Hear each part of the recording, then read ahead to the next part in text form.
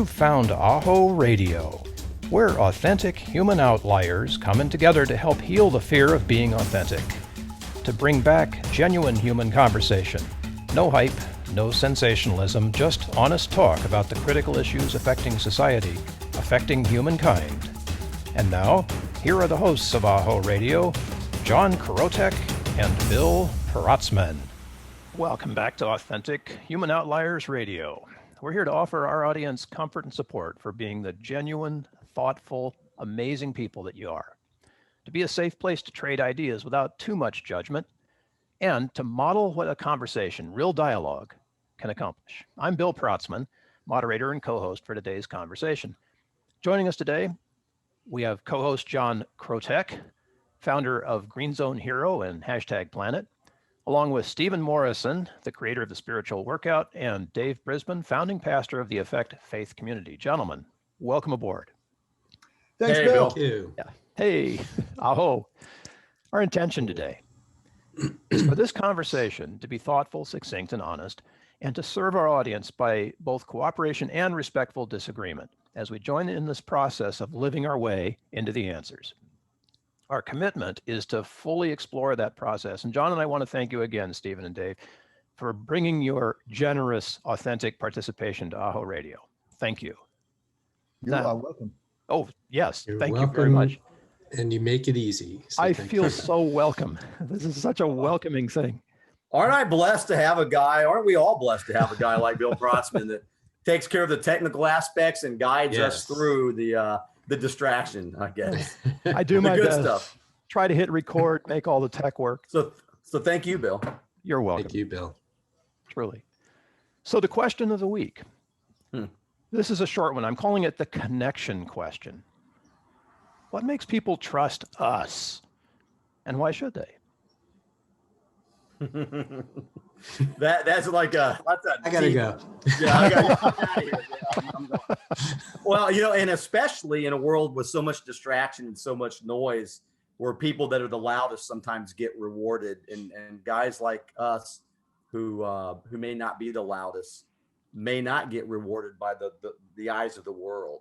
So it's a great question, and I know that Stephen and Dave are going to pull some really good stuff out of it, because how do we? No pressure. Yeah. No pressure. No pressure. No pressure. No, but you're right, Bill. How do we find honest people, both in a self-help environment, like what these guys and what we're all in, and in a business environment, especially when you hear the horror stories of people being taken down the primrose path, and so many people out there who look great on digital profiles, but may or may not really have the skill sets that you may need, and it's a minefield. I've spoken to many people who have just been so disillusioned with the self-improvement process because of people who may or may not be, or who are not totally, gosh, you hate to use the word ethical, but ethical. Well, I think that goes to it. Are you telling the truth? Right? Does it show? Yeah. And so I think we've hit upon it in past conversations, authenticity, and truly, it's one thing talking the talk. We've heard this before. Everybody's heard this, but are you really walking the walk? And how are we known by the fruit? How do we plant those seeds? And how are we known? Dave Brisbin at the Effect, and the Spiritual Workout with Stephen Morrison, and Music Care. What kind of fruit are you bearing? And how does that have a bearing on the continuation of the programs that you guys offer? Ooh, tough question, because some people equate the fruit with the success, the financial bottom line, right? Yeah. And I don't know what the Dalai Lama's bottom line is, but that dude, man, he's doing the work, right? And he's got a lot of followers, and it isn't based on money.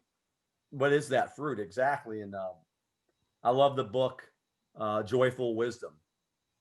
You guys always inspire me whenever I see your bookshelf. But Joyful Wisdom. Meanwhile, you're the one with all the books. And No, you guys got it. But Joyful Wisdom is an awesome book that goes to the heart of authenticity. And it's by, I can't even pronounce his name, and I don't want to really mess it up. But I'll put it in the show notes. Yongey Mingyur Rinpoche.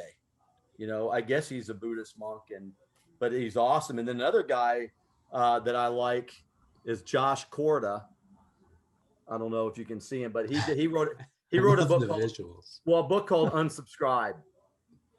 Josh Corda, and the subtitle is "Opt Out of Delusion and Tune Into the Truth." And he's all tatted up. He's got tattoos from the top of his skull all over his whole body.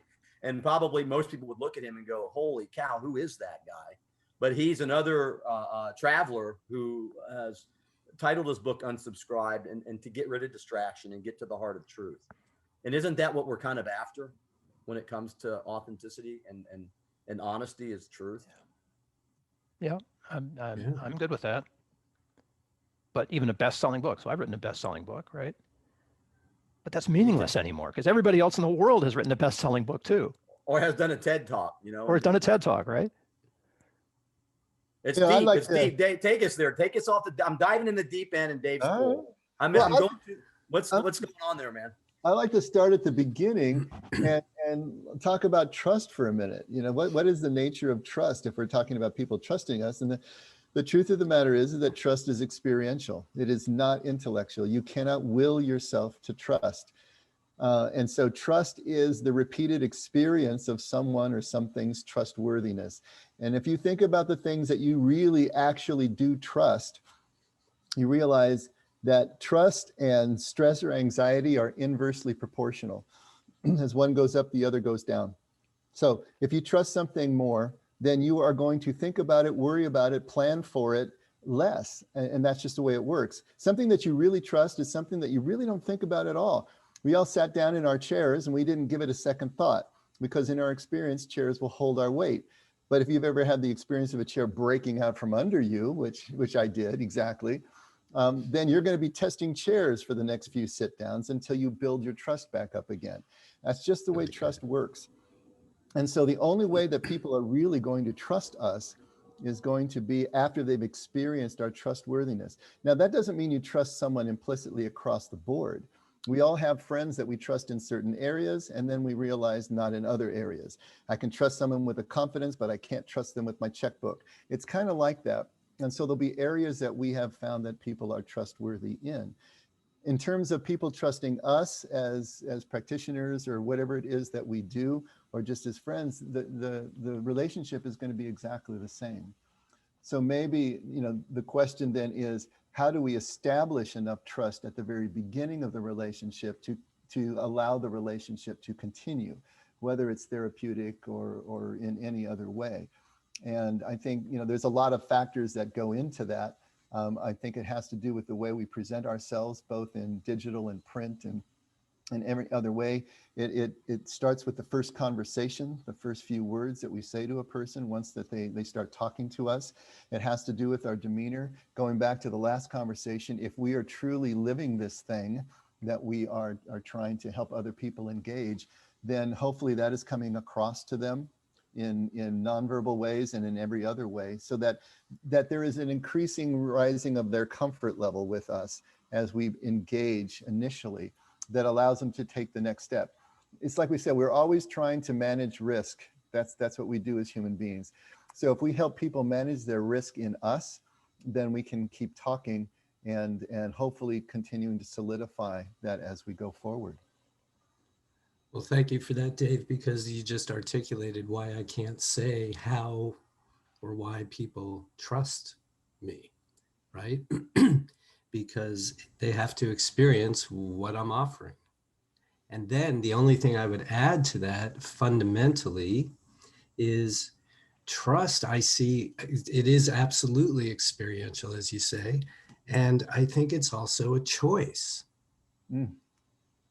When push comes to shove at the end of the day, there's no fairy trust us that just comes and we now trust. I mean, ultimately, everybody's making a choice. I choose to trust, I choose to not trust, and I choose to change my mind.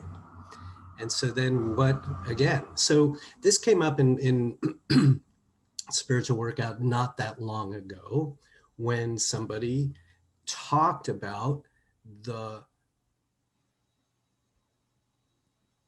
drop-in class that I do every week as a safe place. This was somebody who'd been coming to it and chose to describe it as a safe place, which, you know, as the holder of the container, that's a lovely thing to hear. And yet I had no idea what engendered that trust with that person. Why? And then everybody else was pretty much piling on. Yeah, absolutely. I love coming to spiritual workout. This is a safe place. But that, it's partially the tone I set, I suppose, and the container itself and who we are and what we're doing here. But it's also the individual experiences of everyone who's there, who then make that choice and decision for themselves, absent my doing anything in particular, other than just being myself and doing the thing we do, which is what we're always talking about here, and showing up and being clear about what we are, what we're not, you know, all of those things. But Dave, you know, it's that first interaction, which might be with, you know, they click somewhere and get a paragraph to read, or they click somewhere and get a video of somebody talking about it, or they click somewhere and somebody responds to them, or, you know, even in my reasonably small universe, that can happen. That first contact can actually happen in a lot of different ways, much of which I have no control over. I might not even know it is happening, right? And so, again, it really, you know, if it's all up to the, if it's in the eye of the beholder, you know, then bottom line, we just got to be us doing our thing. Unless I'm missing something. You hit it right on the head, that it ultimately is a choice. So if trust is a perceived and eventually experienced drop in risk, you know, that allows us to move forward, then great. We can do everything that we can to try to manage or give a perceived, you know, drop in the risk factor in proceeding in a relationship with us. But ultimately, yes, everyone is just going to have to choose when they're willing to jump. And the thing about trust is you will never experience trust until you've risked something that's of value to you. That's the only way this works. You know, I remember my daughter when she was, I think, 8, and we'd get to church early because I'd be setting up and she liked to come with me. Remember, she forgot something in our car, and so she asked for my keys. And I said, there's no way I'm giving an 8-year-old my keys. That risk is way too high. I will never see them again. So I walked out with her and got what she wanted to get. Next time she asked for the keys, you know, I was busy. So I thought about it for a while. I gave her the big stern lecture about how important these keys are. And she basically had to pry them from my fingers. And then I'm thinking about her and watching her walk and just watching the door until she came back the whole time. Eventually, I'm tossing the keys across the room to her when she needed them because she was trustworthy with the keys. But I had to risk losing my keys to find out that my daughter was trustworthy with keys. And so whether it is a personal relationship, why do we do the dance we do in courtship and with you know, people in significant relationships? We're risking little things with them, things that are an acceptable loss as we move forward until we realize we can give more and more. But yes, it absolutely, at some point, someone's going to have to take the plunge and risk losing something of value to find out the trustworthiness. And of course, this is at the ultimate sense, you know, when we're talking in spiritual matters and trusting something that we can't even see. So it gets deeper as we go. You guys know me, devil's advocate again. So I'm a potential personal transformation customer, let's say. I'm like, but Dave, but Stephen, I've done this stuff before and it just, nothing ever worked out. And I hear what you're saying about risk, and I walked on the fire and I burned my feet. What do you tell me? I just ask you what you want. I say, I know what you don't want. I know what you don't have. I know what's not worked from what you're telling me. What do you want? Gosh, I want some place where I can trust that I'm going to get fed. Well, there are lots of ways into that. You know, if we each of us are creating our own reality, then what belief system do you have that keeps creating this chronic experience in your life? I mean, we could go right to it from that perspective. Yeah, and I just don't trust easily. Yeah. Well, It's hard. so that I would say that leads to a point that I was going to make, which is I don't trust easily is I think one of those common challenges of, if not all, many of us humans. I can say that personally, trust is a theme in my own life.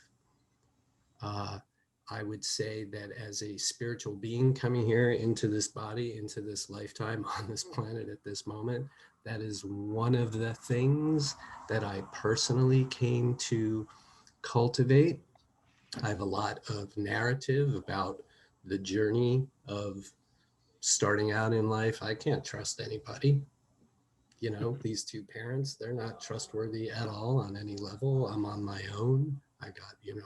I grew up in a time with a mentality, a belief system that it's virtuous to go it alone and be a rugged individualist and not need anybody. So I went through a whole period of that. Leading up to when my partner died. You know, we're just in the prime of our lives and we've come to this is it. This is our, we got 50 years ahead of it. No, that's not going to happen. And, so I asked myself, here I am in a situation, not to my liking. Nobody asked me about this plan. And who do I have to be? That question again, what muscle do I have to grow or develop here? I have to trust God. I have to trust source, the universe, that this experience that I'm having is for my highest good, because nothing else makes sense, right? And in the work I do, I see over and over and over again our collective atrophied trust muscle. And again, we can go on and on for how we got here, but that any of us are individually and or collectively dealing with, in my words, growing our trust muscles, I think is just part of what humanity is dealing with. And so how do we do it? We have to desire it. Wow, I'm not having so much fun moving through life, not trusting anyone. It doesn't work. It's not fulfilling. It's not satisfying. But I'm afraid. Okay, you can be afraid. I'm uncertain. Okay, you can be uncertain, but what do you really want? What is that trust? What are you really saying here? What are you wanting? And it's some form of connection, I would think, and something. And so it's okay that it hasn't worked to this moment. What do you want going forward? And how can we do that?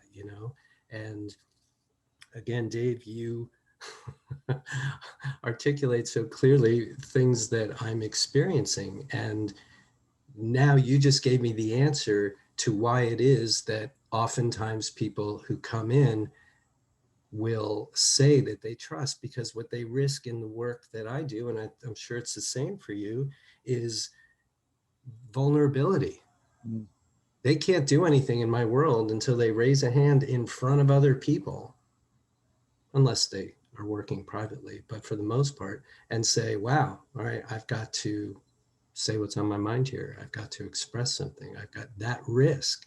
And then they take that risk. They have an okay experience. They didn't die. They're feeling love. They're feeling support. And then they come back another time and raise their hand again and do it. And 2, 3, 4 times in, apparently, well, now they have deemed this a safe place and they've chosen to trust it. But it's because they were willing to risk, your ass on the seat or your vulnerability in front of whatever it's going to be. I get it now. So thank you for that. If I were asked the same question, or if someone came to me, as you were saying, Bill, with the skepticism or with the lack of trust, especially if it's expressed at the outset, why should I trust you, implied or explicit, I probably would hit the issue right on the head and talk about some of the things that we're talking about right now. That yes, it is going to be experiential. Are you willing to take at least the first few steps? You know, and that's something that we can talk about. I'd analyze the type of work that they had done before. You know, did they really ever take that deep dive? Because without that, yes, you're not going to get, you might get a temporary fix that makes you feel better for a while, but you're not going to get where you really want to go on a long-term basis without having done that hard work before. I'll go through those 5 things again: community, accountability, structure, discipline, service. Are those present? If they're not, well, then there are things that we can work on, and I'll try to point those things out as best I can. But, you know, one of the most important things, and you hit on it, Stephen, you know, the idea of vulnerability, uncertainty. We sometimes assume that trust is the same as clarity, and it's absolutely not.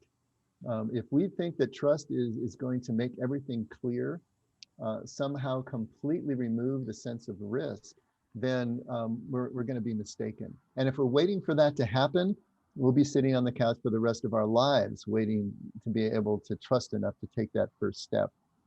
And there's a wonderful story that Brennan Manning put about Mother Teresa in his book, Ruthless Trust, which I can also highly recommend. John, book reader John, you know, Ruthless Trust. But he tells the story of John Kavanaugh, who was a very famous professor, academic person. Yeah, that. And he was also a Jesuit priest, and he hit the skids in his career and burnout and completely, you know, just hit his dark night of the soul. So he took a sabbatical and went to India to spend time with Mother Teresa in Calcutta at the houses of the poor. And the first day he's there, he meets her, and she greets him and says, "What can I do for you?" And he says, "Oh, pray for me, sister." And she says, "Pray for me, Mother." He says, "Sure, I'll do that for you. What shall I pray for?" "Pray that I might find clarity." And she says, "No, I won't do that." And of course he's shocked, and why not? He says, "Because clarity is the last thing that you're clinging to and must let go of." And he says, "But you seem to have such clarity." And she laughs and she says, "I don't have clarity. I have trust. You know, I'll pray that you find trust." And so think about that. For a person like a Jesuit, for an academic, you know, the Holy Grail is clarity. I need to understand everything, and the implication is there. Therefore, I can control everything. If I understand it, if I can put edges around it, then I can control it. I can make it mine, and I can manage the risk. And he looks at Mother Teresa, this little 4-foot nothing, who has a person who has turned the world on its end, and she's like one of those goats jumping from rock to rock on the cliff face, and she just looks so sure-footed, and he wants that. But from her point of view inside, she doesn't know any more than he does. But she has found that when she puts her foot down, that there is a solid surface to stand on, because there always has been. And so she just keeps putting her foot down. And so trust is experienced from the inside out very differently than it looks like from the outside in that it is still a faith walk, in the sense that we have to act in the presence of doubt and uncertainty. And so for people to understand the nature of trust is really important, because trust is the Holy Grail. We cannot live our lives successfully until we're willing to trust, especially in the unseen parts of life, enough that we'll take the risk and we'll still remain vulnerable. If we're not willing to remain vulnerable, if we are just going to ball up into a defensive crouch for the rest of our lives, then that life is basically over at that point. So it's a combination of things. I think it's everything that we can do to lower the sense of risk for a person that we're meeting and trying to bring into relationship at the first time. But it's also, as clearly as possible, defining the terms that we're using and defining the shape of the way as possible, because then people can start to manage their expectations better, I think. Some great points. You know, in 1998, I got invited to do a high altitude climb in Mexico, right? Now, I grew up on flat land here on the west coast of Florida. I'm a beach guy, right? And I raised my hand. I said, "Yeah, it sounds like something I really like to do." Now, I was much younger in 1998, but I got there. I bought all the equipment. I trained, thought was really excited. And then I got there and I got to see the mountain.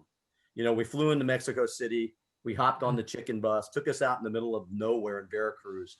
And then I looked up at this nearly 19,000 foot mountain, And you talk about vulnerability, the fear started to set in. All that training, all the equipment. And I'm thinking, holy cow, why the hell did I sign up for this? I don't belong up here on this mountain with a slab of granite with a glacier on it. Are people nuts? Trees don't even grow up there, right? So anyhow, long story short, I had to put my trust in the guides. I had to put my trust in the ropes, and I had to put my trust in God to give us great weather. And I had to put my trust in myself that I had trained hard enough and had that determination. And it was all great and fine and dandy. And it was the hardest flipping thing physically and mentally that I've ever done in my life. I even had to put trust in my team members to know how to, lock an ice axe in if we all take a tumble, right? So I get back to Mexico City, and I call my wife long distance. You know how it is in Mexico. And I said, honey, I am never going to ever climb a mountain again. I'm done. I did it. I got it out. Check it off the bucket list, right? Wrong. I found that I was attracted to it, and like-minded people joined the rope team. And I did it for 12 years. And this is to Dave's point and to Stephen's point. I had some of the most exciting times of my life overcoming my fear of the mountain. And the answer is, who makes it to the top? And it's whoever the mountain wants to get up there. It's somewhat you and the belief in yourself, but it's the ultimate form of trust that you can have. Now, on a self-improvement trust journey, the proof is in the energy that we put off. And there is an intuition. And I'm telling anybody listening, trust your intuition. What's that song? Shop around. I'm going to shop around. And some of the 60s. There are people out there that we've talked about this, but trust your intuition. You'll know within 5 minutes if the spiritual workout is for you. I believe that. You will know if the Effect Church is for you within 5 minutes max. Within the first minute and a half, if you feel good there. Don't just do something because you think you have to do it, or because you sat down and you met Bill that you have to do the music care program. You'll feel it. And that, I'm sure we can all agree on, is a human intuition that comes from somewhere else. I can tell you right now, my team members on these rope teams, and I did 28 climbs. We had 21 successful summits. And I didn't do it. God allowed it. The mountain allowed it. The trust allowed it. Overcoming fear allowed it. But the people that were around me helped me to get to the top of those mountains. And those experiences that Dave and Stephen and you've hit upon, those experiences is what has built my trust in rope teams, the people that I surround myself with, and in the equipment, and in God, a belief that there is something, a power that is always going to get me through. And we need help from now and then. That's why we go to the Effect. That's why we do a spiritual workout. That's why we get involved in music, because there's that yearning for something and we need help. And there are humans there to do it. So overcoming that vulnerability, Stephen, that you talked about, and the fear that you've touched upon, Dave, overcoming that fear takes the Nestea plunge. Remember the commercial? But diving into the deep end and knowing that the lifeguard Dave and Stephen and Bill are on the deep end with that floater to throw it to you because they're not going to let you drown. Those people exist. They exist on mountains. They exist in churches. They exist in programs. They exist in music halls. They exist. And you just have to get out there and experience it and go with your intuition. God gave you that intuition. Exercise it. You don't have to listen to what everybody else is telling you. You know if Dave's the right guy. You know if Stephen's the right guy. You know if Bill is, and me and anybody else out there in the self-help, you know. And sooner or later, if those people are quacks, and I hate to label anybody, but if they're not real, if they're not genuine, you're going to know, and the fruit that they bear are the networks that they build. I'm not going to point anybody out, but I know people already who I've known for just a very short 4 years on my own journey that aren't even around anymore. And I paid them lots of money thinking they had some guidance answers for me, and they're not even around anymore. And I'm out, thousands of dollars. And intuitively, I knew I just was going through the motions. So trust your own intuition, have a belief in yourself, and realize that Dave Brisbin at The Effect is the real deal, as is the spiritual workout and music kit. These are the real deals right here. And there's more of us out there. I am sure of that. I just want to, no, that's really good. I just want to wrap up. So Bill, your question, why should I trust you? My response would be, don't trust me. My response would be what John just said, trust yourself. Give it a shot here. I mean, I'm open, available. You can walk in if you want, but don't trust me. Trust yourself. And this is what Dave's saying from the beginning. It's experiential, and it's, I think we've nailed it. We really have, because one of us, I forget who it was, might have been you, Dave, said that it's not about the guru. Like if you're attracted to a personality, you're not doing the work. If you're attracted to the work, then you're in the right place. And you'll know it. To John's point, you'll know it. That's listening to inspiration, your own gut, your own intuition. But, we're all saying at some point, the person, has to make a decision too. Okay, I'll give it a shot. I mean, what can we do to make them do? I'm not in that business. I'm not trying to convince anybody at that level of anything. It's not about sales. No, not in that way. Not in that way. And we do have to understand that obviously life is a certain amount of just kissing frogs, right? We're gonna have to kiss the frogs and see which one turns into the prince. But on the other side, kind of what you guys are pointing is that I guess the teacher can kind of be an interchangeable part. Kind of the difference between a liturgical church, like Catholic Church, and a ministerial church that kind of can become a cult of the personality of the senior pastor, right? In the liturgical church, the homily is only like 10 minutes, and any priest can do it. You can put the priest in, and you can still have a mass, because the real centerpiece is the liturgy. It's the mass. It's the process and the journey, and then there's this facilitator who makes it happen. And so sometimes people will come to me and they'll thank me, for saving their lives or saving this or that. And of course I thank them for the compliment, and that's wonderful. But the truth of the matter is that I was just present when the miracle occurred.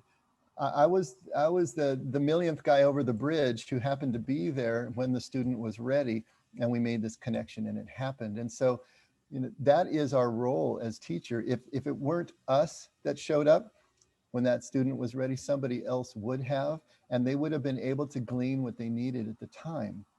And so our job is to break down the sense of risk so that they will engage.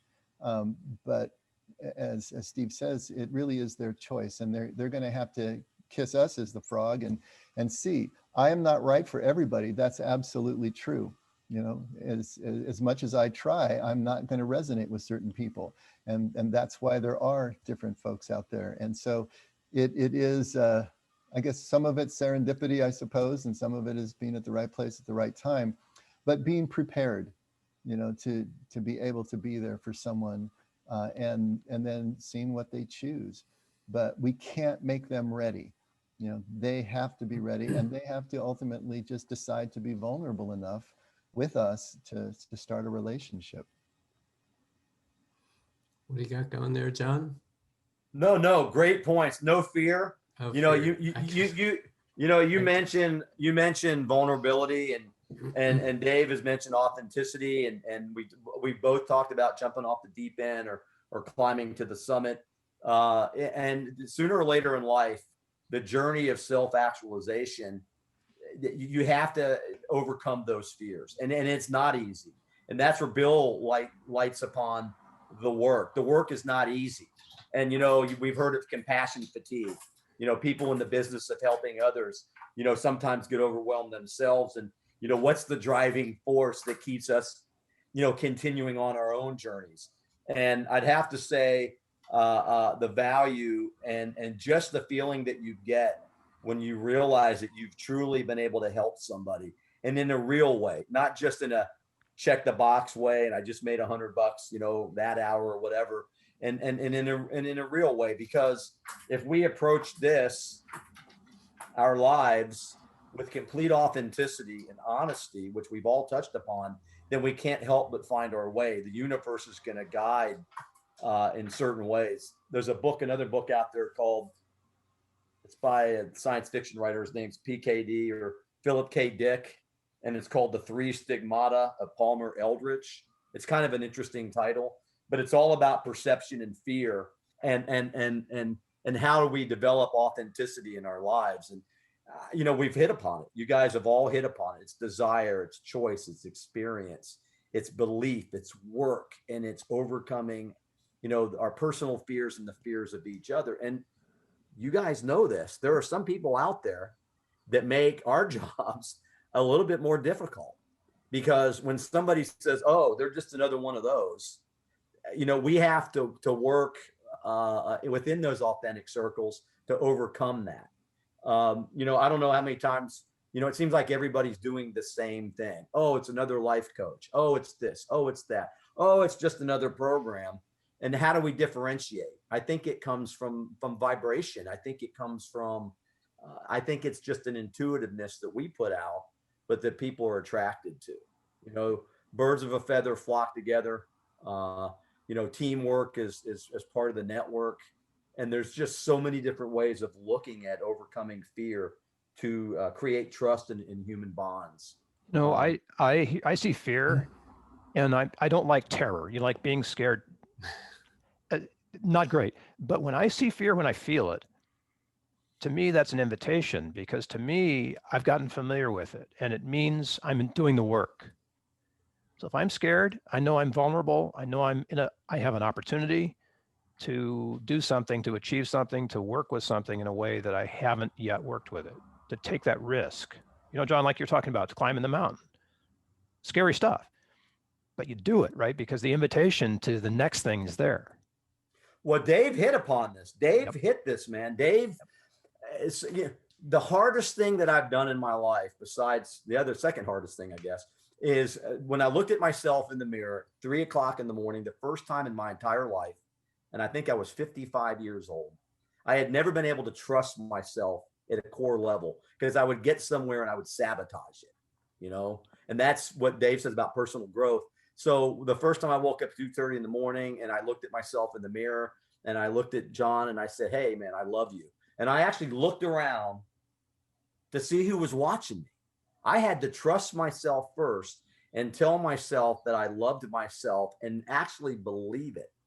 And it was once that night, and then it developed into 10 times a night, and then 30 times. And then all of a sudden, I'm telling myself I love myself so much, I finally developed trust within myself. And once I trusted myself first, then I could start to trust the mentors who were wanting to help me. And then that's when the universe brought you to me. And then you brought Dave, and then Steve. That's how the universe works, because now I finally trust myself. And now I know I can put my trust in others. And I know straight out that you guys are all willing to help me. You're willing to help others, and you're not just doing it to make a buck. You're doing it because you have a great love for yourselves and for helping others. And that's pretty apparent to me. And anybody that is seeking that is going to pick up on it. I feel like alone here on the west coast of Florida with all you guys out there having so much fun and in close proximity. Oh, you have no idea. You get to actually see each other and give me more, trust me more. I feel compelled to say something, and I'm not quite sure what I'm going to say, but those are the best ones. It has to do with how did we get so fucking fearful about everything all day, every day? Now, I can only speak from the culture in which I live and from which I come. But, oh my God, so much of the issues and challenges and concerns and problems that people come to spiritual workout with, which are everyday things, are just so laden in this thing that we just call fear. We've gotten to where we take it as a given that it just exists and we're always having to defend from it and protect ourselves and transcend it and fight it. And I don't know about anyone else, but I've heard just about enough, and so much of what I find myself talking about with people is, it's really not that hard. We're not meant, I don't believe we're meant to live in this tiny, contained fear soup. It doesn't, it's become to where everything is a fear. It's one thing to just have some fear, right? And the whole fight and flight, we know it's like the animals out in nature, right? It's like, oh my God, this horrible thing. And 30 seconds later, it's done. And they release their fear, right? And we don't. And we're just collecting it and collecting it and collecting it and collecting it, and then making it our life's work to work through it and work through it. And it just, I don't know, like in my work, I'm more and more and more and more demonstrating some adamance. Is that a word? Adamancy. I'm being more adamant to really encourage people to rethink this whole thing and to realize that fear is not even a thing. It's not a thing. It's not a condition that gets rained upon us. It's not something, it's just a way of thinking. It's just a way of thinking. And it's a battery of thoughts that we have running over and over again. But I think we can go, and it ties to the idea that fundamentally so many of us just don't, we don't think we're worthy. We don't think we're good enough. We don't think we're smart enough. We don't think we're anything. Like that whole I'm not good enough and all its variations, I think is absolutely, and I want to know what anybody else thinks, connected to this whole fear thing. So we're all, it's like, well, I'm afraid, I don't want to be afraid, but I also know I'm a loser and I'm not good enough. So I have to get right. And it just gets smaller and smaller and smaller. And it's one thing when we have significant real issues to deal with, but it's quite another thing when we kind of don't really. And it's all a bunch of these little ones, and it's all tied to this fundamental belief that, so I can't get out of my own fear because I'm no good on my own anyway. And I can't feel my intuition because I don't, right? So all these things that we know are the means by which to move through and just live a good, happy life are just so hard to even access those most basic things. And then the last thing I'll say about that is that dynamic, if you ask me, as we're shifting our consciousness, that's like the last piece of the old dying consciousness. I'm not good enough, right? Mm-hmm. That we're sort of still clinging onto, and yet it's breaking away. And we are being forced to see it so that we can, if you ask me, let go of it. But that's just, I don't know, that's how I am seeing so much of what's going on right now. I'll shut up now. Thank you, brother. Totally. It's funny that you brought that up, Stu, because I've considered the same thing. And I came to the conclusion that fear is like perfume. You can open the bottle anywhere in the room and it will fill the entire room. And so I was thinking that in terms of measuring my fears against somebody else's and on this relative things that we fear, everybody's fear will fill their entire room, their entire person, whether it's a hangnail or whether it's something that we would consider, really serious.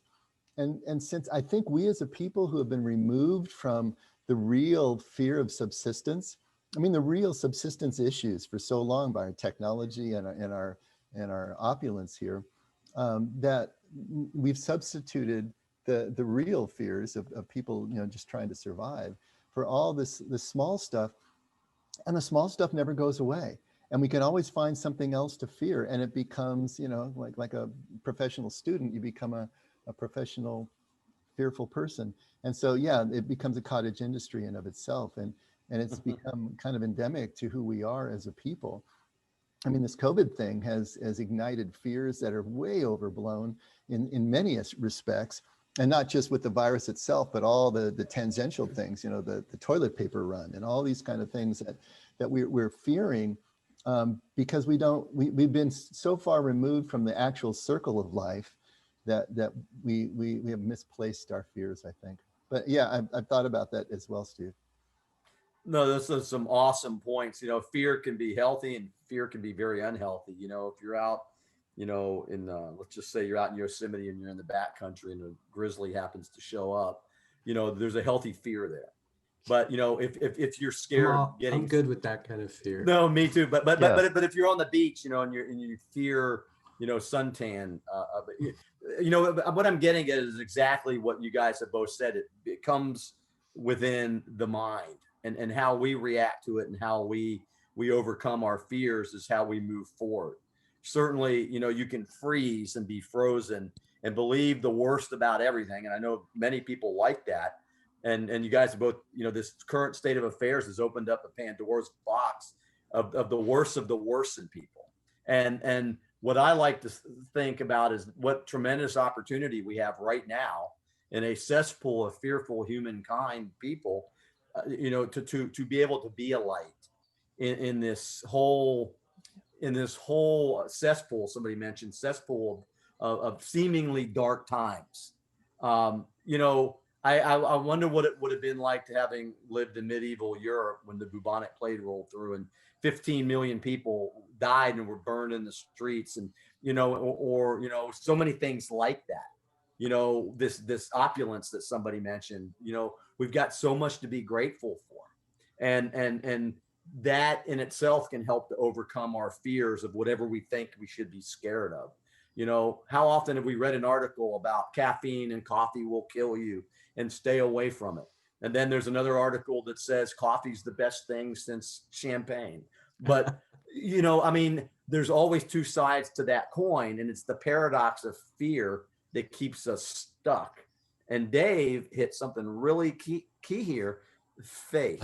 Like he does, like he always does. You know, he's always bringing it out from underneath the rock. But faith is another part of that elixir that helps us to overcome these fears. And I think that when you live a fearless life, one of authenticity and complete self-honesty, I think that in and of itself attracts and raises the vibration to bring us the people that we need to meet. And then I can't force enough. Anybody still listening to us, and thank you for that. Use your intuition. Get back to it. It's a gift from the universe. Use it. You can tap into it. Don't let the digital world, and it's tough. I mean, it's easier said than done. I'm probably going to check my text later on today, but you know, but you can do it. Empower yourself. Take your energy back. You know, be afraid, but be afraid for 10 seconds and then pick up the phone and call the effect if you're in that area. And if you like what Dave has said, or email, you know, Steve Morrison, if you feel what he's saying. And if you want to learn something through your love of music, you know, give Bill Protzmann a call. Now, don't take my word for it. Talk to them first, and then make your own decision based on your own experience in life and your own intuition. And then you can never lose if you approach your life that way, because you've empowered yourself to find the authentic people in your life. And you know, it's not woo-woo. This is real, because these guys would not be doing, and me neither, what we're doing if we didn't see some positive effects. And that's great enlightenment and a great opportunity for you to get help if you need it, but also to realize that you are not alone ever.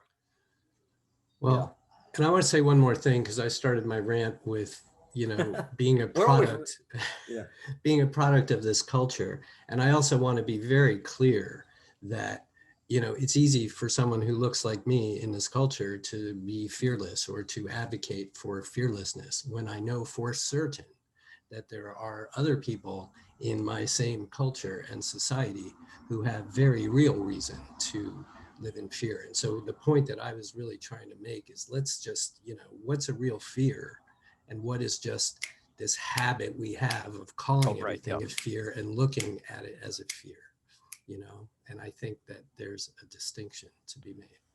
Absolutely. So, Dave, I wanted to ask you about that. Yeah. Okay, go ahead. No, the word for fear and love are interchangeable in some versions of the Bible.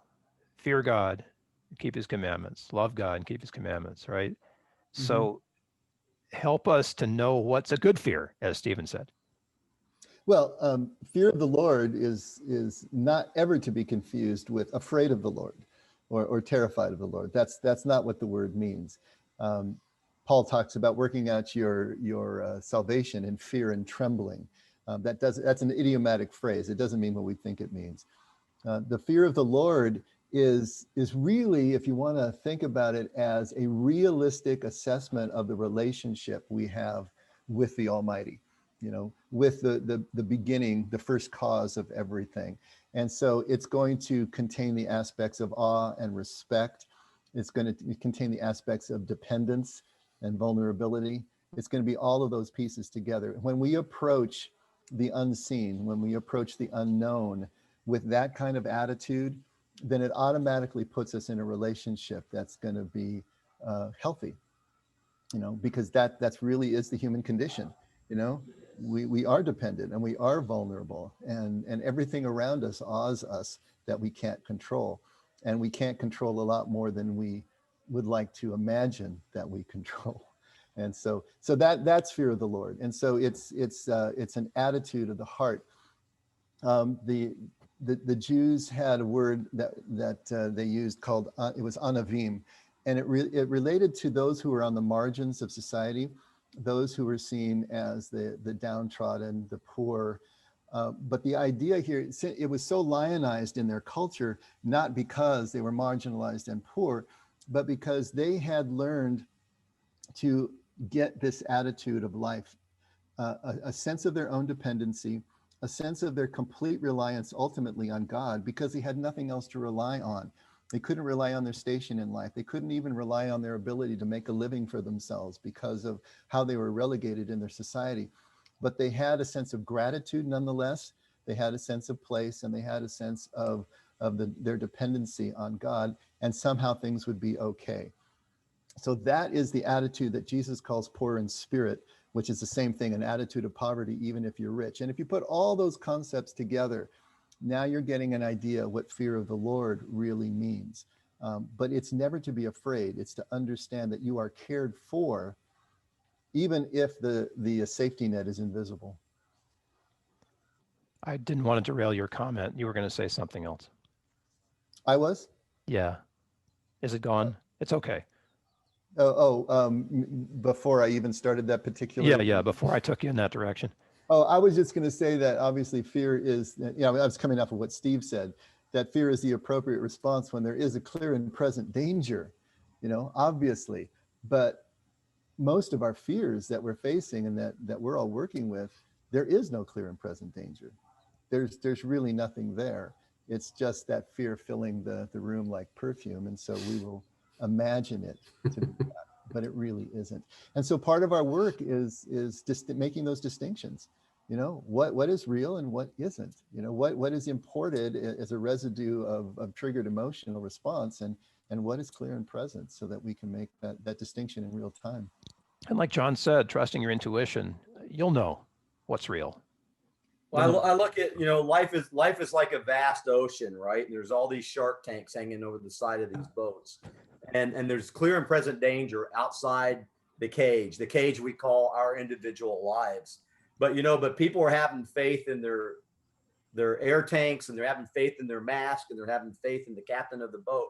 And they're hopping inside these cages anyways with 3,000-pound fish out there that could destroy that cage. And yet they still jump in the cage.